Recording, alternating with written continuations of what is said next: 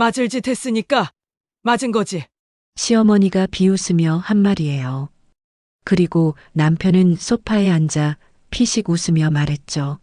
둘이 좀 진정해라. 별것도 아닌 걸로. 시누이한테 뺨을 맞은 저를 보며요. 그날 저는 깨달았어요. 이 집에서 나를 지켜줄 사람은 아무도 없다는 걸. 하지만 그들은 몰랐죠. 그날이 제 반격의 시작이 될 거라는 걸요. 과연 이 며느리는 어떻게 시댁을 풍비박산 냈을까요? 지금부터 시작합니다. 시청하시기 전에 구독과 좋아요, 알림 설정은 영상 제작에 많은 도움이 됩니다. 감사합니다. 안녕하세요. 저는 박은하입니다. 올해 34살이고요. 지역 아동센터에서 사회복지사로 일하고 있어요. 제 이야기를 하려니 가슴이 떨리네요. 하지만 이제는 말할 수 있을 것 같아요. 누군가에겐 제 경험이 용기가 될 수도 있을 테니까요. 결혼한 지 2년쯤 됐을 때였어요. 솔직히 말하면 시댁과의 문제는 결혼식 날부터 시작됐습니다. 시어머니 고명순 씨는 첫 만남부터 제 직업이 마음에 안 드셨나 봐요. 사회복지사? 그게 돈이 돼? 피로 연장해서 친척들 앞에서 대놓고 하신 말씀이었어요. 그때 남편 고민재 씨는 그냥 웃으며 넘어갔죠. 저는 그게 농담인 줄 알았어요. 설마 진심일 거라곤 생각도 못했죠. 하지만 그건 시작에 불과했습니다. 시누이 고은지 씨는 저보다 2살 어렸어요. 결혼도 안 한 처녀였는데 제게 늘 반말을 썼어요. 시어머니 앞에서도 남편 앞에서도요. 처음엔 참았어요. 시댁 문화가 그런가 보다 싶었거든요. 그런데 점점 심해졌어요. 언니, 설거지 아직도 안 했어? 뭐 하고 있었어? 오늘 저녁 뭐 해? 어제 된장찌개 너무 짰는데? 우리 오빠 월급으로 언니 혼자 잘 쓰네. 좋겠다. 매일같이 쏟아지는 잔소리였어요. 저는 센터에서 하루 종일 아이들을 돌보고 퇴근하면 녹초가 됐는데 집에 오면 또 다른 전쟁이 시작되는 거예요. 그래도 참았어요. 남편을 사랑했으니까요. 아니, 사랑한다고 믿었으니까요. 그런데 그날이 왔습니다. 봄이었어요. 벚꽃이 한창 예쁠 때였죠. 그날따라 센터에서 힘든 일이 있었어요. 학대받은 아이를 상담하느라 마음이 무거웠고요. 집에 돌아와서는 그냥 쉬고 싶었어요. 그런데 현관문을 열자마자 시누이가 거실에 서 있었어요. 팔짱을 끼고 얼굴이 새빨개진 채로요. 언니, 오늘 할 얘기 있어. 순간 심장이 철렁했어요. 무슨 일인지는 모르겠지만 좋은 얘기는 아닐 거란 느낌이 왔거든요. 응, 무슨 일인데? 저는 최대한 조심스럽게 물었어요. 이 집 말이야. 왜 언니 이름으로 되어 있어? 아, 그거였구나 싶었어요. 결혼할 때 남편이 먼저 제안했던 거였어요. 집을 장만하면서 제 이름으로 반을 올려놓자고요. 저도 돈을 보탰으니까 당연한 거라고 생각했는데 그건 민재 씨가 같이 하자고 했어. 나도 돈 넣었고. 돈? 언니가 얼마나 넣었다고? 우리 오빠 돈이 대부분이잖아. 시누이의 목소리가 점점 높아졌어요. 그때 시어머니가 안방에서 나오셨어요. 은지야, 무슨 소리야? 엄마, 이거 봐. 이 집이 언니 명의로 반이나 되어 있대. 말도 안 되지 않아? 시어머니의 얼굴이 굳어졌어요. 그리고는 저를 똑바로 쳐다보셨죠. 은하야, 그게 사실이야? 네, 맞아요. 하지만 그건 저희 둘이 합의해서. 합의? 우리 아들이 멍청해서 그런 거지. 넌 꼼꼼하게 다 챙겼네. 가슴이 답답해졌어요. 아무리 설명해도 소용없을 것 같았거든요. 어머님, 그게 아니라. 됐어. 나 오늘 기분 나쁘니까 더 이상 말하지 마. 시어머니는 그렇게 말하고는 안방으로 들어가셨어요. 하지만 신우이는 계속 저를 노려봤어요. 언니는 진짜 영리해. 우리 오빠한테서 다 뜯어낼 생각이지? 은지야, 그런 말 하지 마. 나는 왜? 사실이잖아. 언니 월급으로 뭘 할 수 있어? 다 우리 오빠 돈 아니야? 그 순간 뭔가가 폭발했어요. 저도 모르게 목소리가 커졌어요. 야, 고은지. 내가 뭔데 남의 부부 일에 참견이야? 내 오빠랑 내가 합의한 건데. 그러자 신우이가 한 발짝 다가왔어요. 그리고 믿을 수 없는 일이 벌어졌습니다. 뭐? 찰싹? 뺨을 맞았어요. 신우이한테요. 너무 갑작스러워서 아프다는 느낌도 없었어요. 그냥 머릿속이 하얘졌어요. 귀에서 윙 소리만 났고요. 내가 감히 나한테 반말을? 신우이는 아무렇지도 않게 말했어요. 마치 제가 잘못해서 맞은 것처럼요. 그때였어요. 더 충격적인 일이 벌어진 건 안방 문이 열리면서 시어머니가 나오셨어요. 저는 당연히 시어머니가 저를 감싸줄 거라고 생각했어요. 아무리 며느리가 미워도 딸이 며느리를 때리는 걸 보면 말려야 하잖아요. 그런데 시어머니는 웃었어요. 맞을 짓 했으니까 맞은 거지. 에휴, 요즘 며느리들은 버릇이 없어. 그 말을 듣는 순간 다리에 힘이 풀렸어요. 이게 현실인가 싶었죠. 그런데 더 큰 충격이 남아 있었어요. 소파에 남편이 앉아 있었거든요. 처음부터 계속 거기 있었어요. 제가 맞는 걸 다 봤어요. 그런데 아무 말도 안 했어요. 민재 씨, 저는 떨리는 목소리로 남편을 불렀어요. 제발 날 좀 지켜달라고. 아내가 맞았는데 가만히 있으면 어떻게 하냐고 말하고 싶었어요. 그런데 남편은 피식 웃었어요. 둘이 좀 진정해라.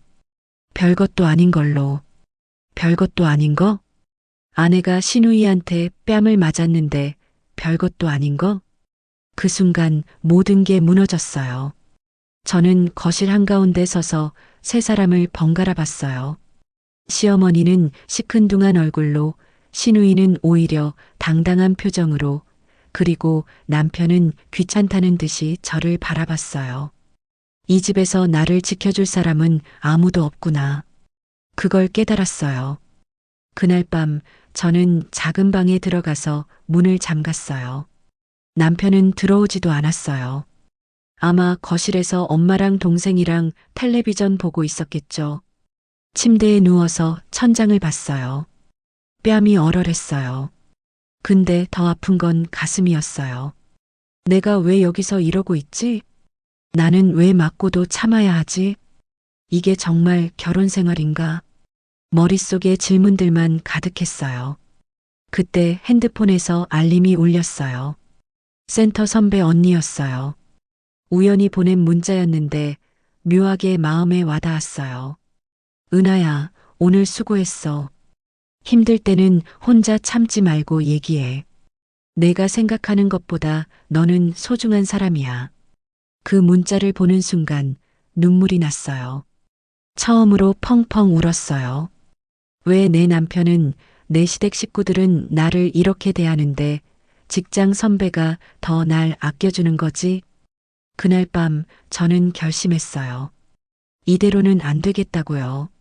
참으면 무너진다고요. 그래서 작은 수첩을 꺼내서 이렇게 적었어요. 오늘 2023년 4월 15일 뺨을 맞았다.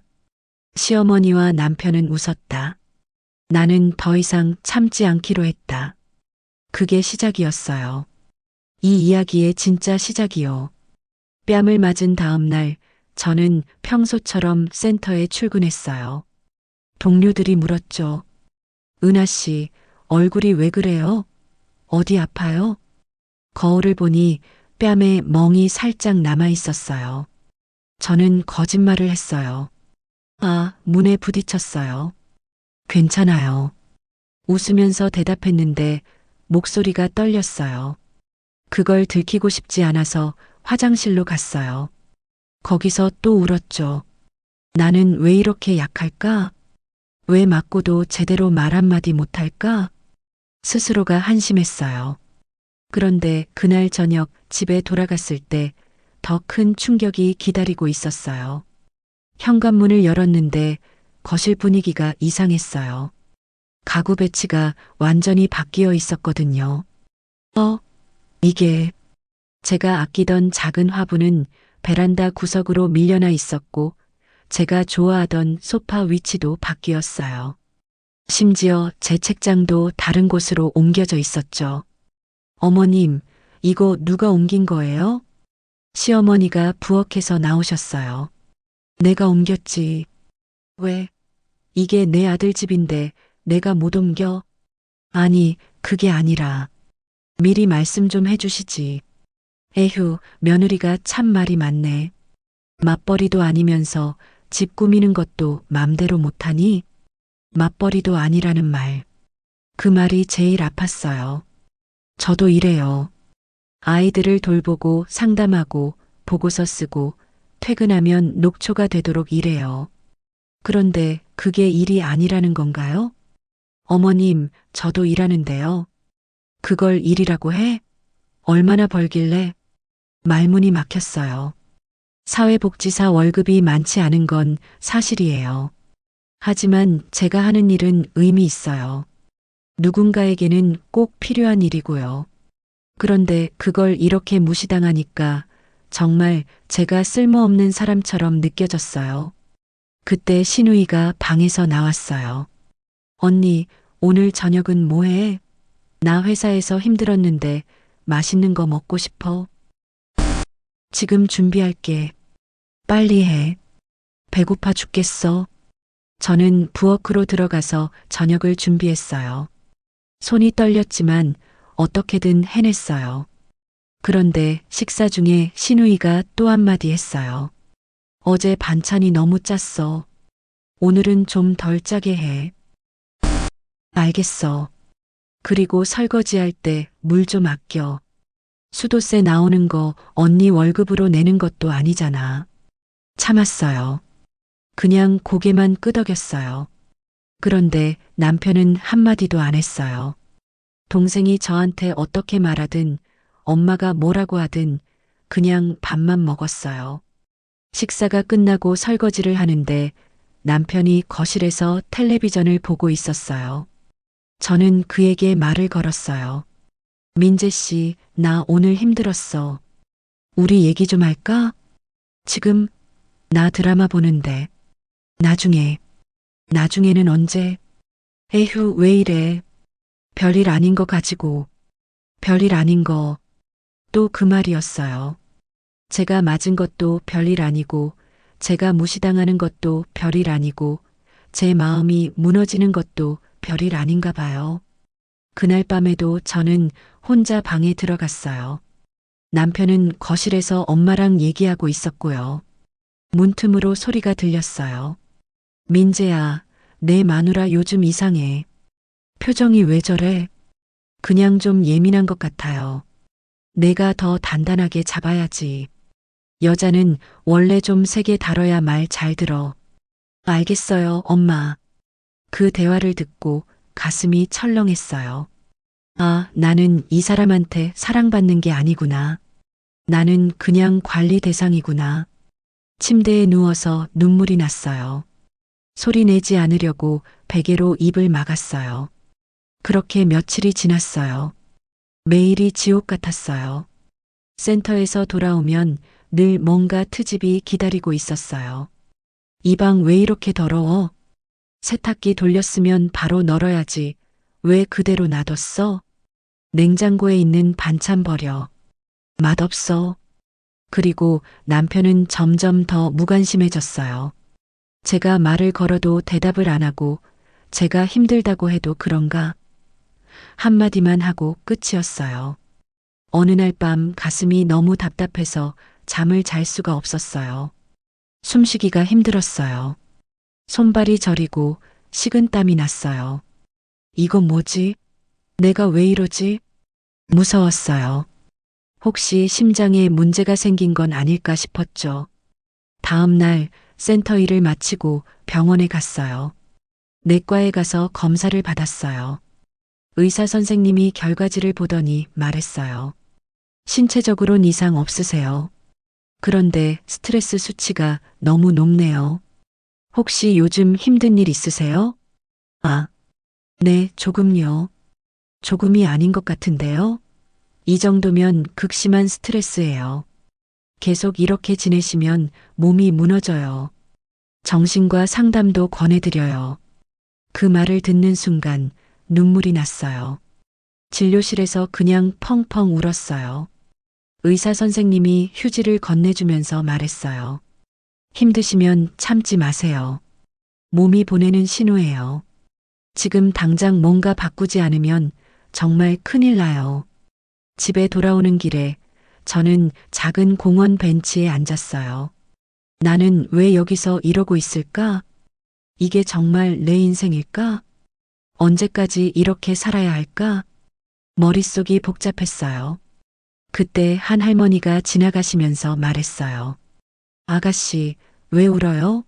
젊은 사람이 무슨 걱정이 그리 많아? 저는 고개를 들었어요. 할머니, 잘못된 선택을 했을 때 그걸 다시 되돌릴 수 있을까요? 할머니가 빙그레 웃으셨어요. 당연하지. 안 되는 게 어딨어. 사람은 언제든 다시 시작할 수 있어. 다만 용기가 있느냐 없느냐의 차이지. 용기. 그 단어가 마음에 박혔어요. 집에 도착해서 저는 작은 노트를 꺼냈어요. 그리고 적기 시작했어요. 2023년 4월 20일. 병원에서 극심한 스트레스 진단받음. 의사가 말했다. 계속 이러면 무너진다고. 나도 안다. 이대로는 안 된다는 걸. 그 아래에 또 적었어요. 참으면 무너진다. 준비해야 한다. 무엇을 준비해야 할지는 아직 몰랐어요. 하지만 한 가지는 확실했어요. 더 이상 이렇게는 못 산다는 것. 그날 밤 저는 처음으로 인터넷에 이혼이라는 단어를 검색했어요. 그리고 가정폭력, 정서적 학대, 위자료라는 단어들도 찾아봤어요. 화면에 뜬 정보들을 읽으면서 제 상황이 얼마나 심각한지 깨달았어요. 나는 학대받고 있었구나. 그동안 제가 겪은 일들이 정상이 아니었구나 하는 걸 알게 됐어요. 그리고 결심했어요. 조용히 하지만 확실하게 준비하기로요. 아무도 모르게요. 그날 밤 저는 새로운 이메일 계정을 만들었어요. 그리고 작은 파일 하나를 만들었어요. 파일 이름은 증거였어요. 이제부터 모든 걸 기록하기로 했어요. 문자 메시지, 대화 내용, 사진, 날짜, 시간. 다 모으기로요. 언젠가 이 지옥에서 빠져나갈 나를 위해서요. 그날 이후로 저는 완전히 달라졌어요. 겉으로는 아무렇지 않은 척 했어요. 시어머니 말씀에 네 하고 대답했고, 시누이 잔소리에도 그냥 웃으며 넘어갔어요. 하지만 속으로는 차갑게 계산하고 있었죠. 이건 증거가 될까? 저 말을 녹음해둬야겠어. 문자 메시지를 캡처해야지. 매일 밤 혼자 방에 들어가서 그날 있었던 일들을 정리했어요. 날짜, 시간, 누가 뭐라고 했는지, 어떤 상황이었는지 전부 적었어요. 그리고 핸드폰 녹음 기능을 켰어요. 처음엔 떨렸어요. 들키면 어쩌나 이게 불법은 아닐까 걱정도 됐죠. 하지만 찾아보니 제가 대화 당사자니까 녹음해도 괜찮다고 하더라고요. 며칠 뒤 시누이가 또 시비를 걸었어요. 언니, 이게 뭐야? 냉장고에 반찬 왜 이렇게 적어? 어제 만든 거 다 먹었잖아. 그럼 다시 만들어야지. 뭐 하고 있었어? 은지야, 나도 일하는 사람이야. 매일 요리만 할 순 없어. 에이, 언니 그거 일이라고 해? 애들이랑 놀아주는 게 무슨 일이야? 그 순간 핸드폰 녹음 버튼을 눌렀어요. 주머니에 넣어둔 채로요. 애들이랑 노는 게 아니라 상담하고 돌보는 거야. 됐고, 어쨌든 언니는 돈도 얼마 못 버는데 집안일이라도 제대로 해야 하는 거 아냐? 우리 오빠 월급으로 먹고 사는 주제의 말대답은 녹음이 끝났어요. 완벽하게 담겼어요. 그날 밤 파일을 저장하면서 이름을 붙였어요. 2023-4-25 신우이 모욕 발언. mp3. 하나씩 쌓여가는 증거들을 보면서 묘한 감정이 들었어요. 슬프면서도 힘이 났어요. 그래, 언젠가 쓸모 있을 거야. 그런데 며칠 뒤 더 큰 일이 터졌어요. 시어머니가 제 방에 허락도 없이 들어온 거예요. 저는 센터에 있었고요. 저녁에 집에 돌아왔더니 제 서랍이 열려 있었어요. 옷장 문도 열려 있었고 책상 위도 뒤죽박죽이었어요. 어머님, 제 방에 누가 들어왔어요? 내가 들어왔지. 청소하려고. 그럼 미리 말씀해 주시지. 에휴, 며느리가 참 말이 많아. 내 아들 집에서 내가 못 들어갈 방이 어딨어? 순간 화가 치밀었어요. 하지만 참았어요. 대신 조용히 물었어요. 뭘 찾으신 건가요? 찾긴 뭘 찾아. 그냥 정리했어. 거짓말이었어요. 시어머니는 제가 뭘 숨기고 있는지 확인하려고 들어온 거예요. 다행히 제 핸드폰과 노트북엔 비밀번호가 걸려 있었어요. 그리고 증거 파일들은 클라우드에 저장해뒀고요. 그날 밤 저는 문에 자물쇠를 새로 달았어요. 작은 거였지만 안에서 잠글 수 있는 거였어요. 다음 날 아침 시어머니가 화를 냈어요. 이게 뭐야? 방문에 자물쇠를 달아? 네, 제 사생활 보호하려고요. 뭐? 내가 이 집에서 무슨 사생활이야? 제 방이잖아요. 에휴, 이 며느리가 진짜. 시어머니는 중얼거리며 돌아가셨어요. 하지만 저는 물러서지 않았어요. 그날 오후 신우이한테서 문자가 왔어요. 언니, 방에 자물쇠 단 거 진짜 예의 없는 거 아니야? 우리 엄마가 얼마나 기분 나빠하시는데. 당장 떼. 저는 답장을 보냈어요. 미안하지만 못 되겠어. 내 사생활이니까. 언니 진짜 이기적이다. 우리 가족한테 뭘 숨기려고 그래. 숨길 거 없어. 그냥 내 공간이 필요할 뿐이야. 됐고, 엄마한테 혼날 줄 알아. 이 문자들도 전부 캡처했어요. 2023-4-28 신우이 협박성 문자. JPG. 증거 폴더가 점점 두꺼워졌어요. 그리고 일주일 뒤 저는 결정적인 증거를 확보했어요. 시어머니가 제게 소리를 지르는 장면을 녹음한 거예요. 그날은 제가 저녁을 조금 늦게 준비했어요. 센터에서 긴급 상황이 생겨서 퇴근이 늦어진 거였죠. 은하야, 지금 몇 시인데 밥이 없어? 죄송해요, 어머님. 곧 준비할게요. 에휴, 쓸모도 없는 게. 밥 한 끼 제때 못 차려? 이러니까 우리 아들이 불쌍하지. 센터에서 급한 일이 있어서. 그딴 일은 관두고 집안일이나 제대로 해. 어머님, 그건 제 직업이에요. 직업? 그깟 거 직업이라고 해? 한 달에 100만 원도 안 버는 주제에. 목소리가 점점 커졌어요. 그리고 시어머니는 제 팔을 확 잡았어요. 아파요. 요즘 내가 왜 이래? 시집 와서 버릇이 없어도 너무 없어. 그때 남편이 들어왔어요. 회사에서 막 퇴근한 거였죠. 엄마, 무슨 일이에요? 민재야, 내 마누라 좀 봐. 밥도 제대로 안 차리고 말대답은 하고. 남편이 저를 봤어요. 그리고 한숨을 쉬었어요. 은하야, 엄마 말씀 좀 들어. 왜 맨날 이러니? 나는 잘못한 게 없어. 늦은 건 센터에서. 됐어. 변명 그만하고 빨리 밥이나 차려. 그 말을 듣는 순간 가슴이 무너졌어요. 하지만 이번엔 울지 않았어요. 대신 조용히 부엌으로 갔어요. 그리고 주머니 속 핸드폰 녹음 버튼을 확인했어요. 다 녹음됐더라고요. 시어머니의 고함 소리, 팔을 잡은 것, 남편의 무관심, 전부 다요. 그날 밤 저는 녹음 파일을 들으면서 울었어요. 하지만 동시에 다짐했어요. 이제 곧이야. 조금만 더 모으자. 며칠 뒤 저는 큰 결심을 했어요. 변호사를 만나러 가기로요. 인터넷으로 가정 전문 변호사를 검색했어요. 후기가 좋은 곳을 찾았고요. 근처 법률사무소에 상담 예약을 넣었어요.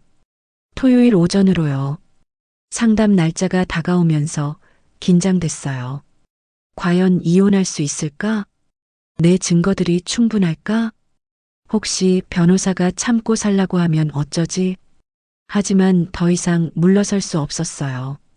토요일 아침 저는 센터에 간다고 거짓말을 했어요. 토요일에 무슨 일이 있어? 남편이 물었어요.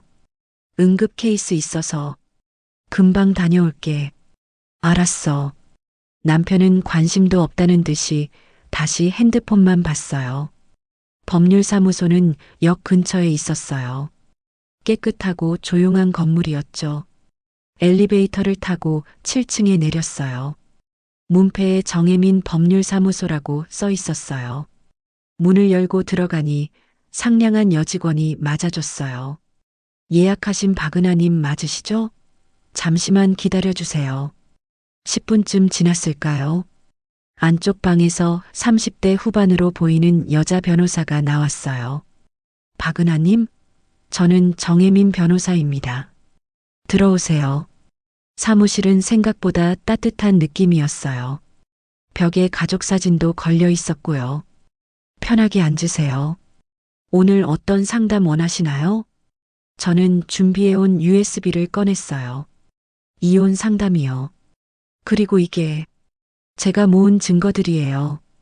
정 변호사는 USB를 받아서 컴퓨터에 꽂았어요. 그리고 파일들을 하나씩 확인하기 시작했어요. 녹음 파일, 문자 캡처, 사진, 일기. 변호사는 진지한 표정으로 전부 다 봤어요. 시간이 얼마나 지났을까요? 20분쯤 됐을 거예요. 정 변호사가 고개를 들었어요. 은하 씨, 정말 힘드셨겠어요. 그 한마디에 눈물이 났어요. 누군가 제 고통을 알아준다는 게 이렇게 감동적인지 몰랐어요. 증거는 충분합니다. 아주 체계적으로 잘 모으셨어요. 정말요? 네. 폭행, 모욕, 정서적 학대, 경제적 압박, 전부 인정될 겁니다. 그럼, 이혼할 수 있어요? 정 변호사가 고개를 끄덕였어요. 물론입니다. 그리고 위자료도 청구할 수 있어요. 남편의 방조 책임도 크고요. 얼마나 걸릴까요? 빠르면 6개월, 늦어도 1년 안에 끝날 겁니다. 중요한 건 감정이 아니라 기록이에요. 은하 씨는 이미 완벽하게 준비하셨어요. 그 말을 듣는 순간 처음으로 희망이 보였어요. 나도 할 수 있구나. 나도 빠져나갈 수 있구나. 다음 단계는 뭔가요? 일단 조금 더 증거를 모으세요. 특히 경제적인 부분이요. 남편 수입, 재산, 그런 것들. 그리고 타이밍을 잘 잡아야 해요. 타이밍이요? 네. 소송을 제기하는 순간 상대방이 모든 걸 숨기거나 바꾸려 할 거예요. 그래서 준비가 완벽할 때 한 번에 끝내야 해요. 저는 고개를 끄덕였어요. 제가 도와드릴게요. 지금부터 제가 시키는 대로만 하세요. 그럼 반드시 이길 수 있어요. 법률사무소를 나오면서 저는 하늘을 올려다봤어요. 파란 하늘이 보였어요. 오랜만에 마음이 가벼웠어요. 이제 시작이야. 진짜 시작. 그날 이후로 저는 더 치밀하게 움직였어요. 남편의 급여 명세서를 몰래 사진 찍었어요. 통장 내역도 캡처했고요. 집 등기부등본도 떼었어요. 결혼 전 재산과 결혼 후 재산을 구분했어요. 정 변호사가 준 체크리스트를 하나씩 채워나갔어요. 그리고 마지막으로 타이밍을 기다렸어요. 완벽한 순간을요. 그 순간이 곧 올 거란 걸 알았어요. 그 기회는 생각보다 빨리 찾아왔어요. 5월 초 시어머니가 갑자기 말했어요. 은지야, 민재야, 이번 주말에 우리 온천 다녀올까? 날씨도 좋은데. 좋죠, 엄마. 저도 요즘 스트레스 많았어요. 신우이가 신이 나서 대답했어요. 민재야, 너도 괜찮지? 네, 엄마. 좋아요. 그때 시어머니가 저를 보며 말했어요. 은하는 가게요. 내가 있으면 불편해서 못 쉬겠어. 예전 같았으면 가슴이 찢어지도록 아팠을 말이에요. 하지만 그날은 달랐어요. 저는 속으로 환호했죠. 드디어. 겉으로는 상처받은 척하며 말했어요. 아, 네, 알겠어요. 그럼 집 좀 정리하고 있을게요. 그래, 넌 집이나 잘 지키고 있어. 시어머니는 만족스러운 표정을 지었어요. 남편은 역시나 아무 말도 없었어요. 그냥 핸드폰만 보고 있었죠. 저는 방으로 돌아와서 정혜민 변호사에게 문자를 보냈어요. 변호사님, 기회가 왔어요. 이번 주말에 시댁 식구들이 2박 3일로 여행을 가요. 답장은 금방 왔어요. 완벽합니다. 그날 바로 움직이세요. 제가 알려드린 대로만 하시면 돼요. 파이팅! 주말이 다가왔어요. 목요일, 금요일. 저는 평소처럼 행동했어요. 시어머니 눈치도 보고 시누이 잔소리에도 고분고분 대답했어요. 남편한테도 다정하게 굴었어요. 여행 잘 다녀와. 푹 쉬고 와. 응, 너도 집에서 편히 있어. 그 말을 들으면서 생각했어요. 이게 우리가 부부로서 나누는 마지막 대화가 될 거야. 토요일 아침이 밝았어요. 시댁 식구들은 아침 일찍 짐을 싸서 나갔어요. 은하야, 우리 없는 동안 집 잘 지켜. 네, 어머님. 좋은 시간 보내세요. 냉장고에 있는 거 상하기 전에 먹고 화분에 물도 주고. 네, 알겠어요. 신우이는 마지막까지 한마디 했어요. 언니, 우리 없다고 게으름 피우지 마. 청소 제대로 해놔. 응, 걱정 마. 남편은 그냥 다녀올게 한마디만 하고 차에 탔어요. 차가 출발하는 걸 현관에서 지켜봤어요. 차가 골목을 빠져나가고 시야에서 완전히 사라질 때까지 기다렸어요. 그리고 현관문을 닫았어요. 조용했어요. 정말 고요했어요. 저는 심호흡을 했어요. 자, 이제 시작이야. 가장 먼저 한 일은 시어머니 방에 들어간 거예요. 서랍을 열었어요. 통장이 몇 개 있었어요. 전부 사진으로 찍었어요.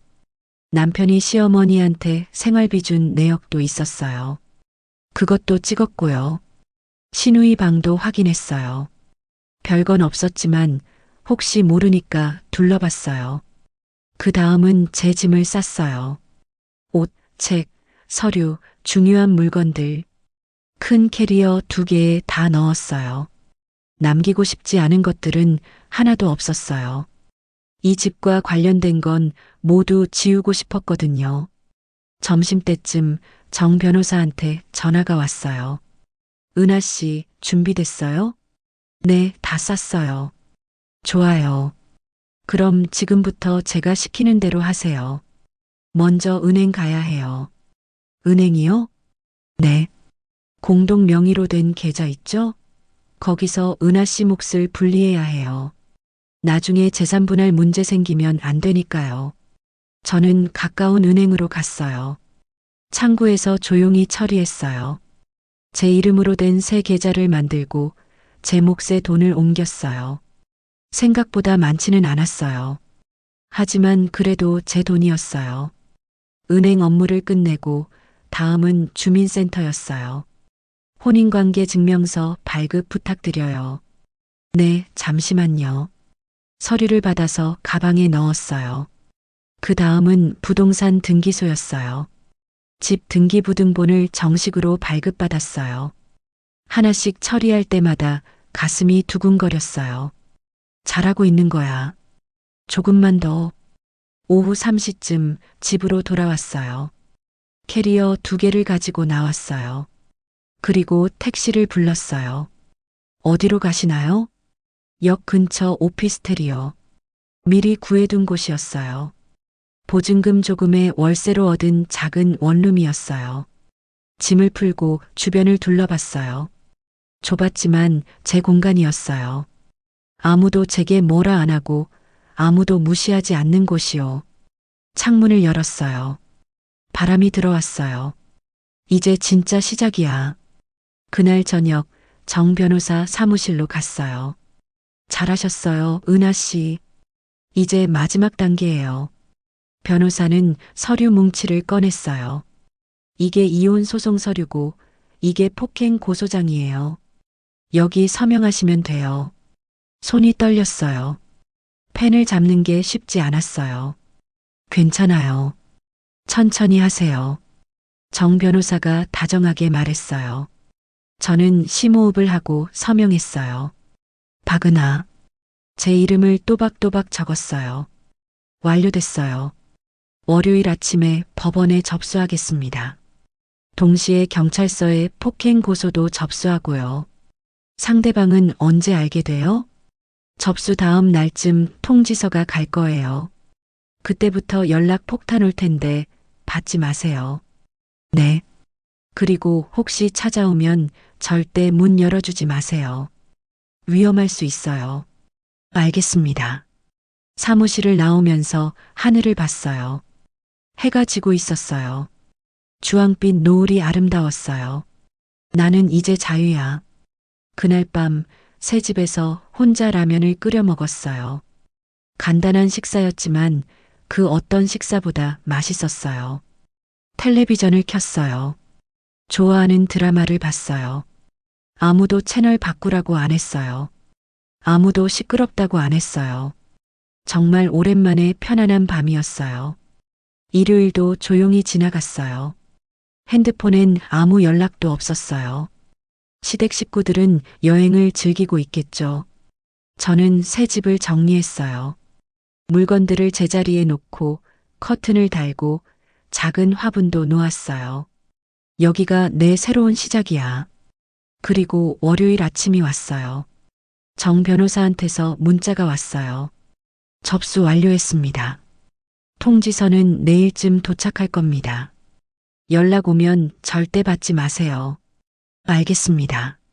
감사합니다. 센터에 출근했어요. 평소처럼 아이들을 만났어요. 선생님, 오늘 기분 좋아 보여요. 한 아이가 말했어요. 응? 그래. 네, 얼굴이 밝아요. 저는 웃었어요. 그런가? 좋은 일이 생겼나 봐. 일과를 마치고 퇴근할 때쯤이었어요. 핸드폰이 울렸어요. 남편이었어요. 하지만 받지 않았어요. 또 울렸어요. 시어머니였어요.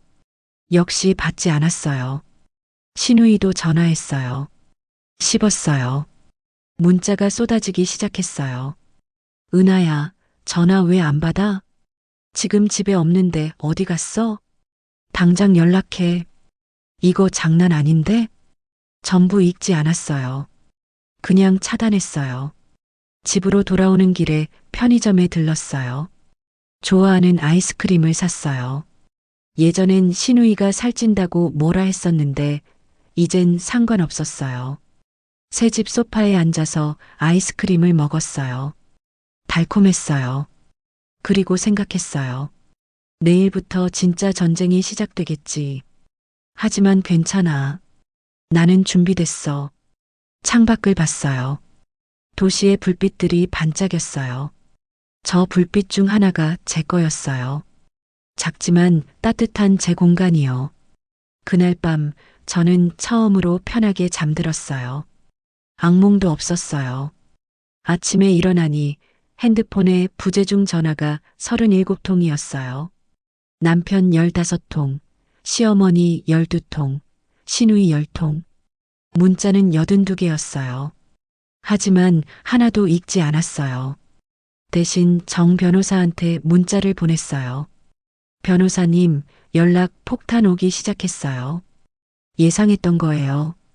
무시하세요. 혹시 협박성 내용 있으면 캡처해서 보내주세요. 증거로 쓸 수 있어요. 알겠습니다. 그날 오후 시댁 식구들이 집에 돌아갔을 거예요. 빈집을 봤겠죠. 제 짐이 사라진 걸 봤겠죠. 상상이 됐어요. 시어머니가 소리 지르는 모습, 시누이가 화내는 모습, 남편이 당황하는 모습. 하지만 이젠 제 문제가 아니었어요. 저는 이미 떠났으니까요. 그리고 며칠 뒤 정 변호사한테서 전화가 왔어요. 은하 씨 상대방 측에서 연락 왔어요. 합의하고 싶대요. 합의요? 네. 조용히 이혼해주면 위자료 조금 주겠대요. 근데 금액이 터무니없어요. 거절하세요. 그럴 거예요. 우리는 법대로 갑니다. 폭행은 벌금형 나올 가능성 높고 위자료도 크게 청구할 거예요. 감사합니다.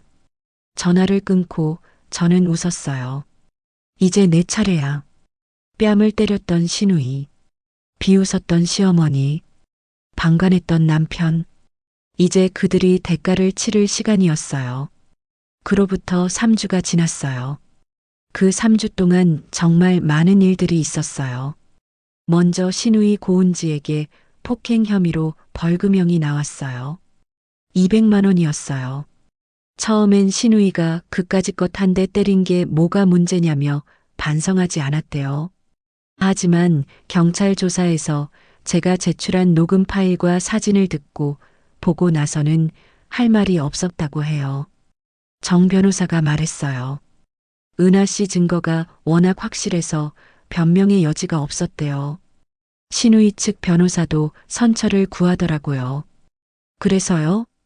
벌금형 확정됐어요. 그리고 전과 기록도 남고요. 전과 기록. 시누이가 제일 신경 쓰던 게 그거였어요. 회사에서 승진 심사 받을 때 문제될 거라고 난리 쳤다고 하더라고요. 하지만 전 아무 감정도 없었어요. 그저 당연한 대가를 치르는 거라고 생각했죠. 다음은 이혼 소송이었어요. 남편 고민재는 처음엔 버텼어요. 이혼은 안 해줄 거야. 내가 잘못했으면서 왜 내가 이혼을 해줘야 해? 변호사를 통해 그런 메시지를 보내왔대요. 하지만 법원에서 제 증거들을 보고 나서는 태도가 바뀌었어요. 첫 조정 기일이 있었어요. 저는 법원에 갔어요. 정 변호사와 함께요. 법정 복도에서 남편을 마주쳤어요. 3주 만이었죠. 남편은 많이 초췌해 보였어요. 살도 빠진 것 같았고요. 은하야. 남편이 제 이름을 불렀어요. 하지만 저는 그냥 지나쳤어요. 쳐다보지도 않았어요. 잠깐, 우리 얘기 좀 하자. 남편이 제 팔을 잡으려 했어요. 그때 정 변호사가 막아섰어요. 접촉 금지 명령 나온 거 모르세요? 지금 이러시면 법적 조치 들어갑니다. 남편은 멈칫했어요. 그리고 물러섰죠. 조정실에 들어갔어요. 판사님 앞에서 양측이 앉았어요. 원고 측 주장 들어봤습니다. 피고 측은 어떻습니까? 판사님이 물었어요. 남편 측 변호사가 말했어요. 원고가 주장하는 내용은 다소 과장된 면이 있습니다. 부부간의 일상적인 다툼을. 일상적인 다툼? 정 변호사가 끊었어요. 판사님, 증거자료 제출하겠습니다. 녹음 파일들이 재생됐어요. 시어머니의 고함 소리, 시누이의 모욕 발언, 남편의 방조 발언. 조정실이 조용해졌어요. 판사님이 남편을 봤어요. 피고 본인은 이 상황을 알고 계셨습니까? 네. 그런데도 아내를 보호하지 않았습니까? 저는 가족 간의 일이라 생각해서 가족이니까 더 보호해야 하는 것 아닙니까? 판사님의 목소리가 차가웠어요. 남편은 고개를 숙였어요. 피고 측 합의 의사 있습니까? 네, 있습니다. 그렇다면 위자료 얼마를 생각하고 계십니까? 남편 측 변호사가 조심스럽게 말했어요. 500만 원 정도면. 500만 원? 정 변호사가 웃었어요. 판사님, 저희는 3천만 원을 요구합니다. 폭행 방조, 정서적 학대 방조, 모욕 방조, 모두 남편의 책임입니다. 3천만 원은 과하지 않습니까? 과하지 않습니다. 원고는 2년간 극심한 스트레스로 병원 치료를 받았고 현재도 상담 치료 중입니다. 진단서 여기 있습니다. 서류가 제출됐어요. 판사님이 검토했어요. 피고 측 협의 이혼에 동의하고 위자료 2천만 원 지급하는 것으로 합의하시겠습니까? 남편 측 변호사와 남편이 속닥였어요.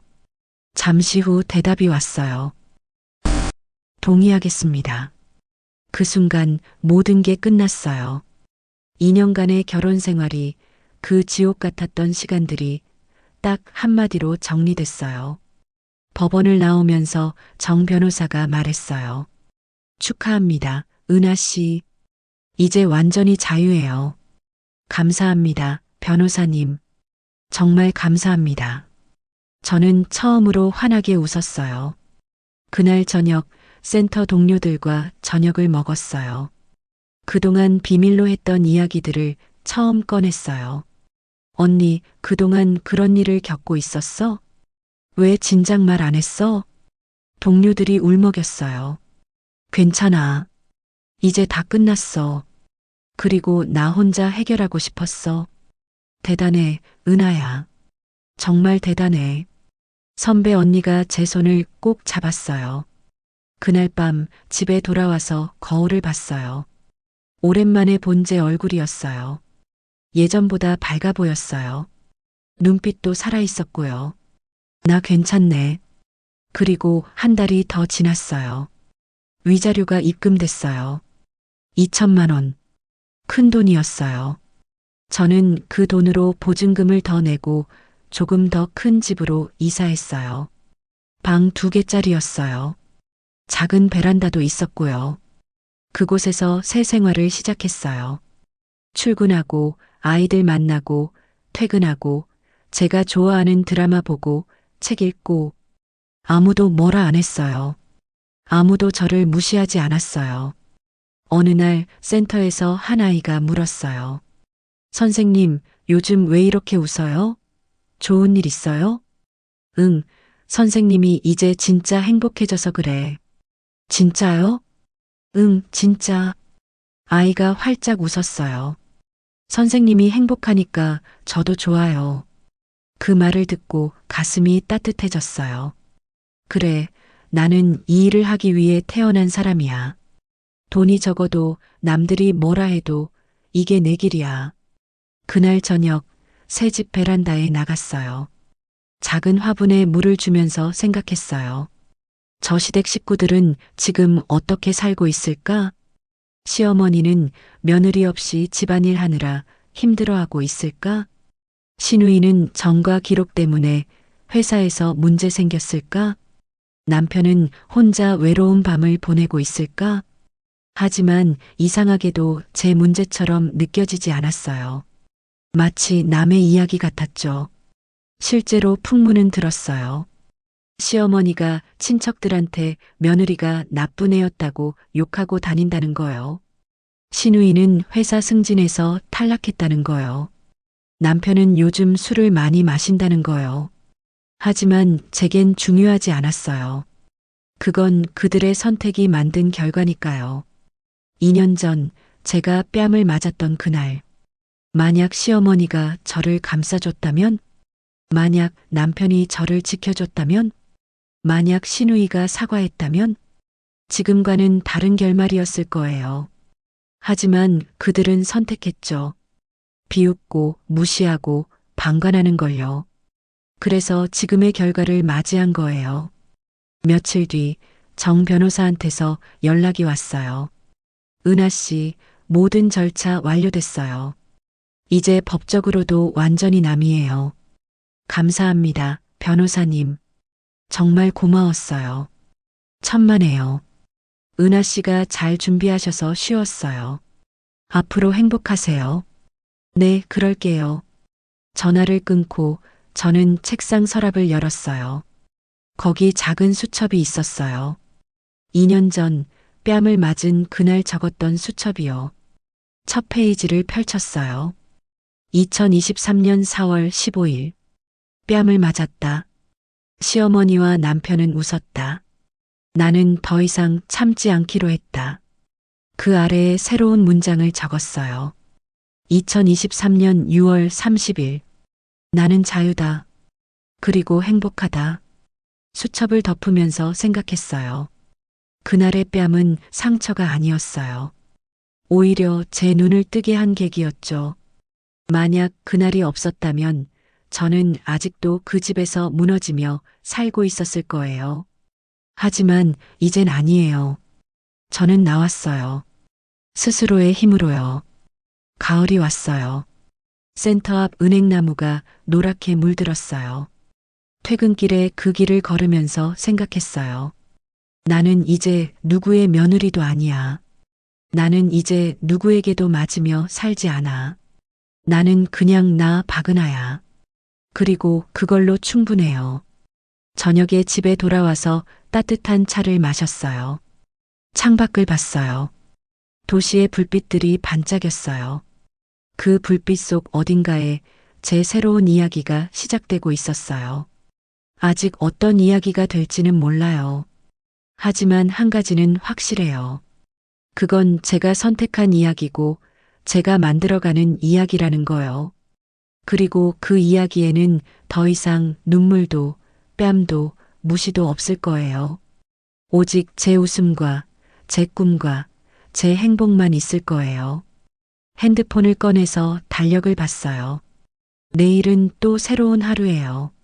센터에 가서 아이들을 만나고 웃고 이야기하고 퇴근해서 제가 좋아하는 걸 하는 하루요. 평범하지만 소중한 하루요. 그리고 그게 바로 제가 원하던 삶이에요.